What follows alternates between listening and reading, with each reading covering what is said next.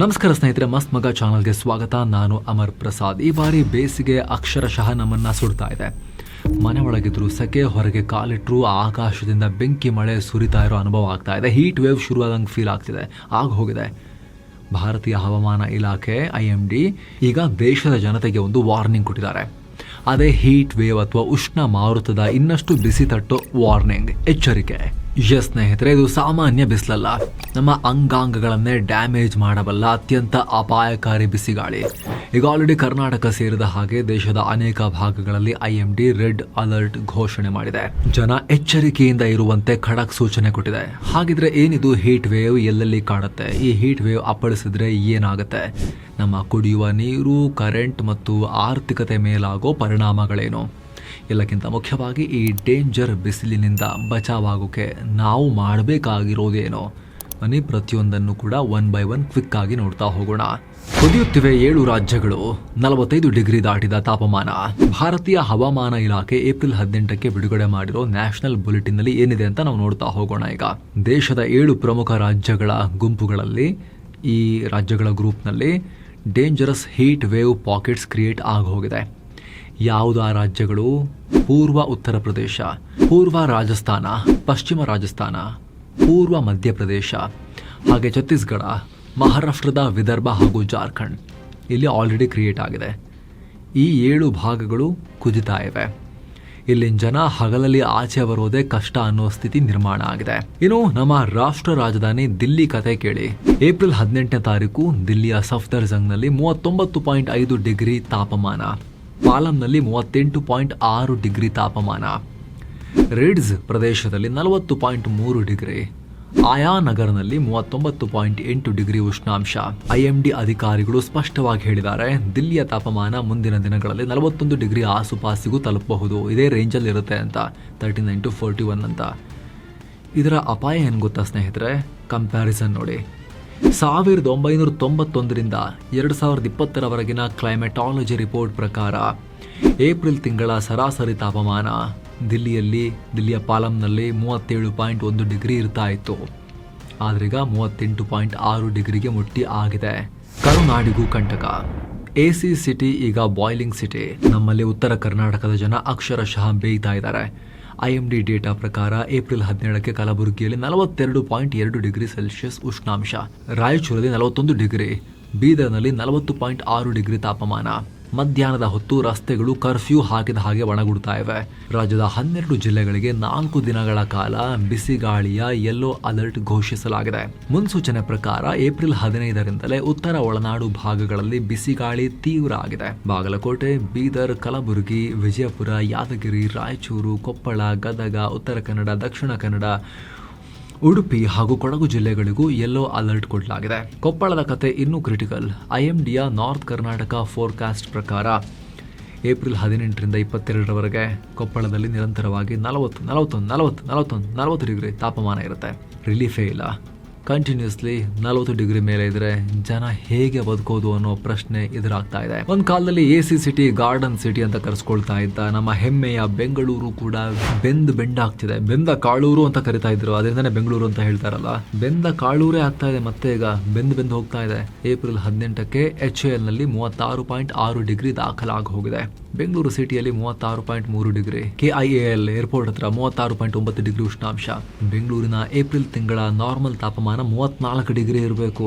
2024ರ April 27ನೇ ತಾರೀಕು ಬೆಂಗಳೂರಲ್ಲಿ 38.1 degree ಮುಟ್ಟಿತ್ತು. 2016ರಲ್ಲಿ 39.2 ಡಿಗ್ರಿ ತಲುಪಿದ್ದೆ ಆಲ್ ಟೈಮ್ ರೆಕಾರ್ಡ್ ಆಗಿತ್ತು. ಆದರೆ 2016ರ ನಂತರ ಈಗ ಮತ್ತೆ ಸಿಟಿ ತಾಪಮಾನ ಸಿಕ್ಕಾಪಟ್ಟೆ ಜಾಸ್ತಿ ಆಗ್ತಿದೆ. ಮರಗಳ ಮಾರಣ ಹೋಮ ಮತ್ತು ಕಾಂಕ್ರೀಟ್ ಕಾಡಿನ ನಿರ್ಮಾಣ ನಮಗೆ ರಿವರ್ಸ್ ಹೊಡಿತಾ ಇದೆ ಬಂದು. Danger zone. ಕುಡಿಯೋ ನೀರಿಗೂ ಹಾಹಾಕಾರ. ಆವಿ ಆಗ್ತಾ ಇದೆ ಡ್ಯಾಮ್ ನೀರು. ಕರ್ನಾಟಕದ ಡ್ಯಾಮ್ಗಳ ಡ್ಯಾಶ್ ಬೋರ್ಡ್ ಲೆಕ್ಕಾಚಾರ ನೋಡಿದ್ರೆ ನಿಜಕ್ಕೂ ಕೂಡ ಇದೊಂಥರ ಕಳವಳಕಾರಿ. ಏಪ್ರಿಲ್ 18ರ ಲೇಟೆಸ್ಟ್ ಡೇಟಾ ನೋಡಿದ್ರೆ ಸ್ನೇಹಿತರೆ, ನಮ್ಮ ರಾಜ್ಯದ ಒಟ್ಟು ಪ್ರಮುಖ ಜಲಾಶಯಗಳಲ್ಲಿ ಕೇವಲ 226.5 TMC ನೀರಿದೆ. ಅಂದ್ರೆ ಇದು ಗ್ರಾಸ್ ಸ್ಟೋರೇಜ್. ಒಟ್ಟು ಕೆಪಾಸಿಟಿಯ 38.27% ಮಾತ್ರ ನೀರು ಉಳಿದಿರೋದೀಗ. ಇದರಲ್ಲಿ ನಾವು ಆಕ್ಚುಯಲ್ ಆಗಿ ಬಳಸಬಹುದಾದ ಲೈವ್ ಸ್ಟೋರೇಜ್ ಇರೋದು ಕೇವಲ 123.2 TMC ಮಾತ್ರ. ಅಂದ್ರೆ 23.16% ಮಾತ್ರ. ಕಳೆದ ವರ್ಷ ಇದೇ ಏಪ್ರಿಲ್ 18ಕ್ಕೆ 218.6 TMC ಗ್ರಾಸ್ ಇತ್ತು ಹಾಗೂ 114.1 TMC ಲೈವ್ ಸ್ಟೋರೇಜ್ ಇತ್ತು. ಇದು ನೋಡಿದಾಗ ಕಳೆದ ವರ್ಷಕ್ಕಿಂತ ಬೆಟರ್ ಅನ್ಸಿದ್ರು ಕೂಡ ಈಗಿರೋ ಚಾಲೆಂಜ್ ಏನು ಅಂತ ಹೇಳಿದ್ರೆ ಬೇರೆನೇ ಇದೆ. 40 ಡಿಗ್ರಿ ಮೇಲಿನ ಬಿಸಿಲಿನ ತೀವ್ರತೆಗೆ ಡ್ಯಾಮ್ಗಳಲ್ಲಿರೋ ನೀರು ವೇಗವಾಗಿ ಆವಿಯಾಗ್ತಾ ಹೋಗೋ ಆತಂಕ ಇದೆ. ಈಗ ನೀರು ಇವಾಗ ಆವಿ ಆಗ್ತಿರೋಷ್ಟೇ ವೇಗವಾಗಿ ಆವಿ ಆದ್ರೆ ಮುಂದಿನ ದಿನಗಳಲ್ಲಿ ಕುಡಿಯೋ ನೀರಿಗೂ ಕ್ಯೂ ನಿಲ್ಲುವಂತ ಪರಿಸ್ಥಿತಿ, ಎಲ್ಲಾ ಕಡೆ ಟ್ಯಾಂಕರ್ ಓಡಾಡೋ ಪರಿಸ್ಥಿತಿ ಮತ್ತೆ ರಿಪೀಟ್ ಆದ್ರೂ ಆಶ್ಚರ್ಯ ಇಲ್ಲ. 40 ಡಿಗ್ರಿ ದಾಟಿದ್ರೆ ಏನಾಗುತ್ತೆ? ದೇಹದ ಒಳಗೆ ಬಿಸಿಲಿನ ಆಟ. ಏಪ್ರಿಲ್ ತಿಂಗಳಲ್ಲಿ ಬಂದಿರೋ ಈ ಹೀಟ್ ವೇವ್ ಯಾಕೆ ಇಷ್ಟು ಡೇಂಜರಸ್? ಇದಕ್ಕೆ ತಜ್ಞರು ಕೊಡೋ ಪ್ರಮುಖ ರೀಸನ್ ಏನು ಗೊತ್ತಾ? ನಮ್ಮ ದೇಹ ಈಗಲೂ ವಿಂಟರ್ ಅಡ್ಜಸ್ಟೆಡ್ ಸ್ಟೇಟ್ನಲ್ಲಿದೆ. ಅಂದರೆ ನಮ್ಮ ಬಾಡಿ ಇನ್ನೂ ಚಳಿಗಾಲದ ಮೂಡ್ನಲ್ಲೇ ಇದೆ. ಸಾಮಾನ್ಯವಾಗಿ ಮೇ ಜೂನ್ ತಿಂಗಳು ಬರೋ ಹೊತ್ತಿಗೆ ನಮ್ಮ ದೇಹ ಬಿಸಿಲಿಗೆ ಹೊಂದಿಕೊಳ್ಳುತ್ತೆ. ಬೇಗ ಬೆವರುವ ಮೂಲಕ ದೇಹವನ್ನು ತಂಪಾಗಿಡೋಕೆ ಸಿಸ್ಟಮ್ ಕಲಿಯುತ್ತೆ. ಆದರೆ ಏಪ್ರಿಲ್ನಲ್ಲೇ ಹೀಗೆ ದಿಢೀರಂತ ತಾಪಮಾನ 40 ಡಿಗ್ರಿ ದಾಟಿ ಮೇಲಕ್ಕೆ ಹೋಗ್ತಾ ಇದ್ರೆ ನಮ್ಮ ದೇಹಕ್ಕೆ ಬೆವರು ಬರೋದು ತಡ ಆಗುತ್ತೆ. ಉಪ್ಪಿನ ಅಂಶ ಅತಿ ವೇಗವಾಗಿ ದೇಹದಿಂದ ಹೊರ ಹೋಗುತ್ತೆ. ರಕ್ತ ಪರಿಚಲನೆ ಕೂಡ ಸರಿಯಾಗಿ ಆಗಲ್ಲ. ಈ ಕಾರಣಕ್ಕೆ ಯಾವುದೇ ಮುನ್ಸೂಚನೆ ಇಲ್ಲದೆ ನಮ್ಮ ಹೃದಯದ ಮೇಲೆ ದಿಢೀರ್ ಪ್ರೆಷರ್ ಬೀಳುತ್ತೆ. ಇದರಿಂದ ಡಿಹೈಡ್ರೇಷನ್, ತಲೆ ತಿರುಗೋದು, ಹೀಟ್ ಸ್ಟ್ರೋಕ್ನಂತಹ ಅಪಾಯಗಳು ಕೂಡ ಜಾಸ್ತಿ ಆಗ್ತಾ ಹೋಗ್ತವೆ. ಹೊರಗಡೆ ಉಷ್ಣಾಂಶ 40 ಡಿಗ್ರಿ ದಾಟಿದಾಗ ನಮ್ಮ ದೇಹದ ಒಳಗಡೆ ಆ್ಯಕ್ಚುಲಿ ಏನಾಗುತ್ತೆ, ನಮಗೆ ಯಾಕೆ ವಿಪರೀತ ಸುಸ್ತಾಗುತ್ತೆ? ಹೊರಗಡೆ ಬಿಸಿಲು ಜಾಸ್ತಿ ಆದಾಗ ನಮ್ಮ ದೇಹ ತನ್ನನ್ನು ತಾನು ಕಾಪಾಡ್ಕೊಳ್ಳೋಕೆ ಸ್ಕಿನ್ ವ್ಯಾಸೋಡೈಲೇಷನ್ ಅನ್ನೋ ಪ್ರಕ್ರಿಯೆ ಶುರು ಮಾಡುತ್ತೆ. ನಮ್ಮ ಚರ್ಮದ ಬಳಿ ಇರೋ ಸಣ್ಣ ಸಣ್ಣ ರಕ್ತನಾಳಗಳು ಅವು ಹಿಗ್ತವೆ. ಈ ಸಮಯದಲ್ಲಿ ನಮ್ಮ ಹೃದಯ ಬಿಸಿ ರಕ್ತವನ್ನು ಪಂಪ್ ಮಾಡೋಕೆ ಮತ್ತು ದೇಹವನ್ನು ತಂಪಾಗಿಡೋಕೆ ಸಾಮಾನ್ಯಕ್ಕಿಂತ ಹೆಚ್ಚಿನ ಕೆಲಸ ಮಾಡಬೇಕಾಗತ್ತೆ. ಎಷ್ಟರ ಮಟ್ಟಿಗೆ ಅಂದರೆ, ನೀವು ಒಂದು ಜಾಗದಲ್ಲಿ ಸುಮ್ಮನೆ ಕುಳಿತಿದ್ರೂ ಸಾಕು, ನಿಮ್ಮ ಹೃದಯ ಮಾತ್ರ ನೀವು ಜಿಮ್ನಲ್ಲಿ ಮೈಲ್ಡ್ ಕಂಟಿನ್ಯೂಸ್ ಎಕ್ಸಸೈಸ್ ಮಾಡಿದಷ್ಟೇ ಕಷ್ಟಪಟ್ಟು ದುಡಿತಾ ಇರುತ್ತೆ.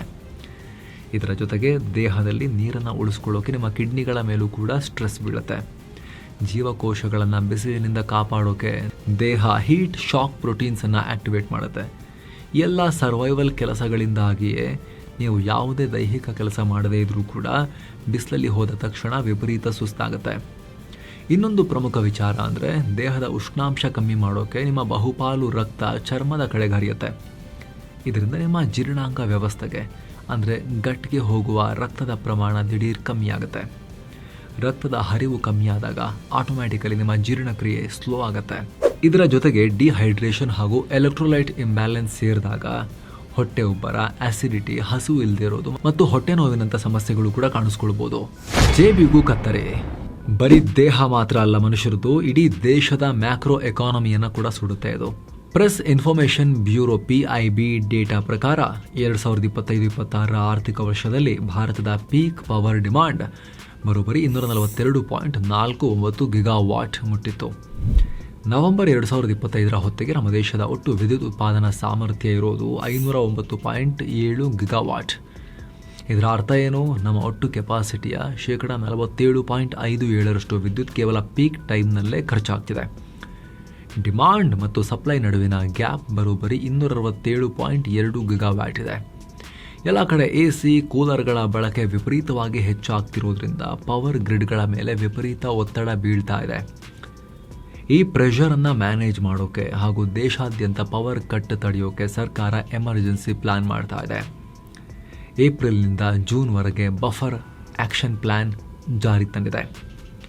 4,000 ಮೆಗಾವ್ಯಾಟ್ ಸಾಮರ್ಥ್ಯದ CGPL ಪ್ಲಾಂಟನ್ನು ಏಪ್ರಿಲ್ 1ರಿಂದಲೇ ರೀಸ್ಟಾರ್ಟ್ ಮಾಡಲಾಗಿದೆ.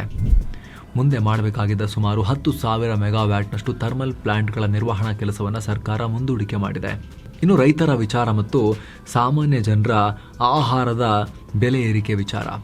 2026ರಲ್ಲಿ ಸರ್ಕಾರ 120.21 ಮಿಲಿಯನ್ ಟನ್ ಗೋಧಿ ಬೆಳೆಯೋ ನಿರೀಕ್ಷೆ ಮಾಡಿತ್ತು. ಆದರೆ ಈಗ ಕೇವಲ 113.5ರಿಂದ 114 ಮಿಲಿಯನ್ ಟನ್ ಮಾತ್ರ ಬರಬಹುದನ್ನು ಅಂದಾಜು ಮಾಡ್ತಿದ್ದಾರೆ. ನೇರವಾಗಿ 5.1%ನಿಂದ 5.56%ನಷ್ಟು ಡ್ರಾಪ್ ಗೋಧಿ ಇಳುವರಿ ಲಾಸ್ ಆಗುತ್ತೆ ಅಂತ ಅಂದಾಜು ಮಾಡಿದ್ದಾರೆ.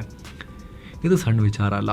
ICRISCTನ ಹವಾಮಾನ ಸಂಶೋಧನೆಗಳು ಕೂಡ ಇದನ್ನೇ ಹೇಳ್ತಿವೆ. ತಾಪಮಾನ ಹೆಚ್ಚಾದಂತೆ ಗೋಧಿ ಇಳುವರಿ 10%ವರೆಗೂ ಡೌನ್ ಆಗುತ್ತೆ ಅಂತ. ಇಳುವರಿ ಕಮ್ಮಿ ಆದರೆ ಆಟೋಮ್ಯಾಟಿಕ್ ಆಗಿ ಮಾರುಕಟ್ಟೆಯಲ್ಲಿ ಡಿಮಾಂಡ್ ಹೆಚ್ಚಾಗಿ ಬೆಲೆ ಗಗನಕ್ಕೇರುತ್ತೆ. ಅಂದ್ರೆ ಬಿಸಿಲು ನಿಮ್ಮೆಲ್ಲರ ಜೇಬಿಗೂ ಕತ್ತರಿ ಹಾಕುತ್ತೆ ಅನ್ನೋದು ಕಟು ಸತ್ಯ. ಪ್ರಾಣ ಉಳಿಸೋ ಸೂತ್ರ ಹೀಟ್ ವೇವ್ ನಲ್ಲಿ ನಾವು ಮಾಡಬೇಕಾಗಿರೋದೇನೋ. ಸ್ನೇಹಿತರೆ, ವಾಟ್ಸ್ಆಪ್ ಗೂಗಲ್ ನಲ್ಲಿ ಬರೋ ಮಾಹಿತಿ ಬಗ್ಗೆ ಸ್ವಲ್ಪ ವೆರಿಫೈ ಮಾಡಿ, ಸುಮ್ಮನೆ ನಂಬೇಡಿ. ಅಪ್ಪ ಅಮ್ಮ ಯಾರು ಇರಲ್ಲ ಆ ಮೆಸೇಜ್ಗೆ, ಮೇಲೆ ಕೆಳಗೆ ಯಾರು ಹೇಳಿದ್ದು ಯಾರು ಹೇಳ್ತಿರೋದಿರಲ್ಲ, ಸುಮ್ಮನೆ ಫಾರ್ವರ್ಡ್ಸ್ ಬಂದಿರ್ತವೆ. ಅವೈಜ್ಞಾನಿಕ ಮನೆ ಮದ್ದುಗಳು ಏನನ್ನ ಕೂಡ ಫಾಲೋ ಮಾಡಕ್ ಹೋಗ್ಬೇಡಿ. ಕರೆಕ್ಟ್ ಆಗಿ ಜವಾಬ್ದಾರಿಯುತ ಸೋರ್ಸ್ ನಿಂದ ಬಂದಿರೋ ಮಾಹಿತಿಯನ್ನ ಮಾತ್ರ ಸೀರಿಯಸ್ ಆಗಿ ತಗೊಳ್ಳಿ. ಮೆಡಿಕಲ್ ಗೈಡ್ ಲೈನ್ಸ್ ಫಾಲೋ ಮಾಡಿ, ವೈದ್ಯರ ಸಲಹೆಯನ್ನ ಫಾಲೋ ಮಾಡಿ. ವಿಶ್ವ ಆರೋಗ್ಯ ಸಂಸ್ಥೆ WHO ಅವ್ರೇನ್ ಹೇಳ್ತಾರೆ ಗೊತ್ತಾ, ಹೀಟ್ ವೇವ್ ಟೈಮ್ ನಲ್ಲಿ ಪ್ರತಿ ಗಂಟೆಗೆ ಕನಿಷ್ಠ 1 ಕಪ್ ಆದ್ರೂ ನೀರು ಕುಡಿಬೇಕು. ಅಂದ್ರೆ ಸಿಂಪಲ್ ಆಗಿ ಹೇಳಬೇಕು ಅಂದ್ರೆ ನೀರು ಚೆನ್ನಾಗಿ ಕುಡಿದು ಹೈಡ್ರೇಟೆಡ್ ಆಗಿರಿ ಸ್ನೇಹಿತರೆ. ಪ್ರತಿ ಹೆಲ್ದಿ ವ್ಯಕ್ತಿಗೆ ದಿನಕ್ಕೆ ಮಿನಿಮಮ್ 3 ಲೀಟರ್ ಆದ್ರೂ ನೀರು ದೇಹಕ್ಕೆ ಹೋಗ್ಬೇಕಾಗತ್ತೆ. ಹೀಟ್ ವೇವ್ ಟೈಮ್ ನಲ್ಲಿ ತುಂಬಾ ಕಷ್ಟ ಆಗತ್ತಿಲ್ಲ ಅಂದ್ರೆ, ಬಾಯಾರಿಕೆ ಆಗಿಲ್ಲ, ಸೆಕೆ ಅನ್ನಿಸ್ತಿಲ್ಲ ಅಂದ್ರೂ ಕೂಡ ಆಗಾಗ ನೀರನ್ನ ಕುಡಿತಾ ಇರಬೇಕು. ಎರಡನೇದು, ದೇಹದಲ್ಲಿ ಎನರ್ಜಿ ಕಮ್ಮಿ ಆದ್ರೆ ORS ಬಳಸಬೇಕು. ಇದಕ್ಕೊಂದು ಸ್ಟ್ಯಾಂಡರ್ಡ್ ರೂಲ್ ಇದೆ. WHO ಮತ್ತು ಯುನಿಸೆಫ್ ನ 1 ಸ್ಟ್ಯಾಂಡರ್ಡ್ ORS ಪ್ಯಾಕೆಟ್ ಅನ್ನ ಕಡ್ಡಾಯವಾಗಿ 1 ಲೀಟರ್ ಶುದ್ಧ ನೀರಿನಲ್ಲಿ ಮಿಕ್ಸ್ ಮಾಡಬೇಕು. 1 ಲೋಟ ಕಮ್ಮಿ ನೀರಿಗೆ ಜಾಸ್ತಿ ಪುಡಿ ಹಾಕಬಾರದು. ಇದು ಕಿಡ್ನಿ ಮೇಲೆ ಜಾಸ್ತಿ ಪ್ರೆಷರ್ ಅನ್ನ ಒಡ್ಡುತ್ತೆ, ಪ್ರಾಬ್ಲಮ್ ಮಾಡಬಹುದು. ಕರೆಕ್ಟ್ ಆಗಿ ಅಲ್ಲಿ ಸೂತ್ರಕ್ಕೆ ತಕ್ಕಂತೆನೆ ಚೆನ್ನಾಗಿ ಡೈಲ್ಯೂಟ್ ಮಾಡಬೇಕು ORS ಕುಡಿಬೇಕಾದ್ರೆ. 3 ಅತ್ಯಂತ ಮುಖ್ಯವಾಗಿರೋದು, ಟೀ, ಕಾಫಿ, ಆಲ್ಕೋಹಾಲ್ ಮತ್ತು ಸಕ್ಕರೆ ಹಾಕಿದ ಜ್ಯೂಸ್ಗಳಿಂದ ಸಂಪೂರ್ಣ ದೂರ ಇದ್ದಷ್ಟು ಒಳ್ಳೆಯದು. ಯಾಕಂದ್ರೆ ವಿಶ್ವ ಆರೋಗ್ಯ ಸಂಸ್ಥೆ ಮತ್ತು ಮೇಯೋ ಕ್ಲಿನಿಕ್ ಬಹಳ ಕ್ಲಿಯರ್ ಆಗಿ ಹೇಳಿದ್ದಾರೆ, ಆಲ್ಕೋಹಾಲ್, ಕೆಫೀನ್ ಮತ್ತು ಅತಿಯಾದ ಸಕ್ಕರೆ ಅಂಶ ಇರೋ ಪಾನೀಯಗಳು ನಿಮ್ಮ ದೇಹದಲ್ಲಿ ಡೈಯೂರಿಟಿಕ್ಸ್ ಆಗಿ ಕೆಲಸ ಮಾಡ್ತವೆ. ನಿಮ್ಮ ದೇಹವನ್ನ ಹೈಡ್ರೇಟ್ ಮಾಡೋ ಬದಲು ನಿಮ್ಮ ದೇಹದಲ್ಲಿರೋ ನೈಸರ್ಗಿಕವಾಗಿರೋ ನೀರಿನ ಅಂಶವನ್ನ ಬಾತ್ರೂಮ್ ಅಲ್ಲಿ ಹೋಗಿ ಸೂಸು ಮಾಡೋ ಮೂಲಕ ಅತಿಯಾಗಿ ಹೊರ ಹಾಕೋ ರೀತಿ ಮಾಡ್ತವೆ. ಇದರಿಂದ ದೇಹ ಮತ್ತಷ್ಟು ಬೇಗ ಡಿಹೈಡ್ರೇಟ್ ಆಗಿ ನೀವು ಬೇಗ ಸುಸ್ತಾಗ್ತೀರಾ. 4, ಮಧ್ಯಾಹ್ನ 12 ಗಂಟೆಯಿಂದ ಸಂಜೆ 4 ಗಂಟೆವರೆಗೆ ಆದಷ್ಟು ಮನೆಯಿಂದ ಹೊರಗೆ ಬರೋದನ್ನ ಅವಾಯ್ಡ್ ಮಾಡಬೇಕು. ಅಂದ್ರೆ ಸೂರ್ಯ ತಲೆ ಮೇಲೆ ಬಂದು ಸುಡ್ತಿರೋ ಟೈಮ್ನಲ್ಲಿ ತಲೆ ಕೊಡಕ್ಕೆ ಹೊರಗಡೆ ಹೋಗಬೇಡಿ, ಸಾಧ್ಯ ಆದಷ್ಟು ಅವಾಯ್ಡ್ ಮಾಡಿ ಅಂತ ಹೇಳಿ. ಕೆಲಸನೇ ಬಿಸಿಲಲ್ಲಿ ಏನ್ ಮಾಡೋಣ, ಏನು ಮಾಡೋಕ್ಕಾಗಲ್ಲ. ಬರಲೇಬೇಕು ಅಂದ್ರೆ ತಿಳಿ ಬಣ್ಣದ ಸಡಿಲವಾದ ಕಾಟನ್ ಬಟ್ಟೆಗಳನ್ನ ಹಾಕಕ್ಕಾಗತ್ತಾ, ತಲೆ ಕ್ಯಾಪ್ ಅಥವಾ ಛತ್ರಿಯನ್ನ ಬಳಸಕ್ಕಾಗತ್ತಾ, ಅಟ್ಲೀಸ್ಟ್ ಟೋಪಿ ಬಳಸಕ್ಕಾಗತ್ತಾ, ಅದನ್ನ ನೋಡ್ಬೇಕು. ಸೊ ಸ್ನೇಹಿತರೆ, ತೀವ್ರತೆನ ಅರ್ಥ ಮಾಡ್ಕೊಳ್ಳಿ. ವಯಸ್ಸಾದವರಿದ್ರೆ ಮನೆಯಲ್ಲಿ, ಪುಟ್ಟ ಮಕ್ಕಳಿದ್ರೆ ಅವರನ್ನ ಏನೋ ಸ್ವಲ್ಪ ಕೇರ್ಫುಲ್ ಆಗಿ ನೋಡ್ಕೋಬೇಕು, ತಂಪಾಗಿ ನೋಡ್ಕೋಬೇಕು. ಅವ್ರನ್ನ ಜಾಸ್ತಿ ಹೀಟ್ಗೆ ಎಕ್ಸ್ಪೋಸ್ ಮಾಡಬಾರ್ದು. ನಿಮ್ಮ ಕೈಲಾದ್ರೆ ಮನೆ ಮುಂದೆ ಟೆರೇಸ್ ಮೇಲೆ ಪಕ್ಷಿಗಳಿಗೆ, ಪ್ರಾಣಿಗಳಿಗೆ ಒಂದು ಬೌಲ್ ನೀರಿಟ್ರೆ ಅವುಗಳು ಕೂಡ ಬದುಕ್ತವೆ. ನಾವು ಬೇಕಾಗಿದ್ದ ವ್ಯವಸ್ಥೆ ಮಾಡ್ಕೊಳ್ತೀವಿ, ದುಡ್ಡು ಕೊಟ್ಟು ತಗೊಳ್ತೀವಿ, ಅದಿದು ಅವುಗಳೇನು ಮಾಡ್ತಾವೆ ಪಾಪ. ಸೊ ಸ್ನೇಹಿತರೆ, ಈ ಅತಿ ಮುಖ್ಯವಾಗಿರೋ ಮಾಹಿತಿಯನ್ನು ನೀವು ಶೇರ್ ಮಾಡ್ಬೋದು ನಿಮ್ಮ ಫ್ರೆಂಡ್ಸ್ ಆ್ಯಂಡ್ ಫ್ಯಾಮಿಲಿ ಗ್ರೂಪ್ಸಲ್ಲೆಲ್ಲ ನೀವು ಶೇರ್ ಮಾಡಿ ಅಲರ್ಟ್ ಮಾಡ್ಬೋದು, ಅವ್ರನ್ನ ಅವೇರ್ನೆಸ್ ಮೂಡಿಸ್ಬೋದು. Thank you so much. ಮತ್ತೆ ಭೇಟಿ ಆಗ್ತಿರೋಣ. ನಮಸ್ಕಾರ.